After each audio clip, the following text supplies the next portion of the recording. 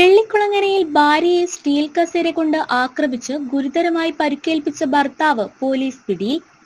വെള്ളിക്കുളങ്ങര മോനടി കൂട്ടാല വീട്ടിൽ 57 വയസ്സുള്ള രാജ്നിയാണ് Vellikulangara police arrest ചെയ്തത്.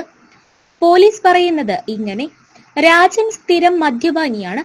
ഇയാളുടെ മദ്യപിച്ചുള്ള ആക്രമണം മൂലം മക്കൾ മാറിയാണ് താമസിക്കുന്നത്.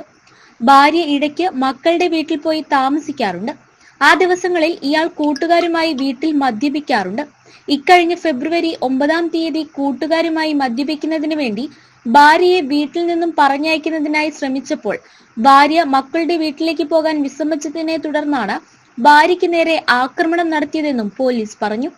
Vellikulangara inspector K Krishnan, sub inspector Wells, GSI മാരായ Joy, Satheesan, SPO Rakesh, special branch GASI ഷോജുവും ചേർന്നാണ് ഇയാളെ പിടികൂടിയത്.